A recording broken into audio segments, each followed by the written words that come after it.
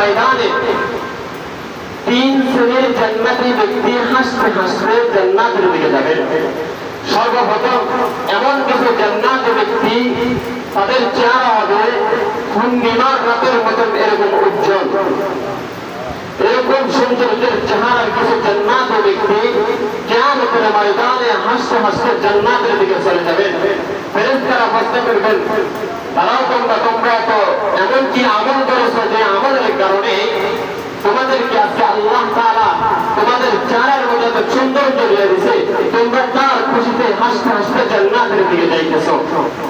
তখন তারা উত্তর দেবে, আমরা দুনিয়াতে এমন কোনো আমল করতে পারি নাই, হ্যাঁ তবে আমরা একটা আমল করেছি, নামাজের সময় হবার পূর্বে, নামাজের সময় হবার আগে আমরা নামাজের জন্য প্রস্তুতি নিয়ে মসজিদে চলে গেছি। সুবহানাল্লাহ। দ্বিতীয়ত আরেকদল জান্নাতের ব্যক্তি, তাদের চেহারা হবে চাঁদের মতন উজ্জ্বল, তারাও হাসতে হাসতে জান্নাতের দিকে চলে যাবেন। তাদেরকে ফেরেশতারা প্রশ্ন করবেন, এমন কি আমল করেছ তোমরা আজকে হাসতে হাসতে জান্নাতের দিকে যাইতেছ?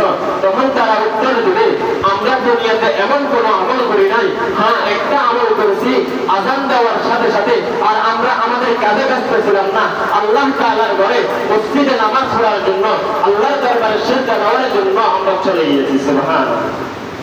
তৃতীয়ত আরেকদল জান্নাতি, ওদের চেহারাটা হবে তারকার মতো সৌন্দর্য, তারাও হাসতে হাসতে জান্নাতের দিকে চলে যাবে।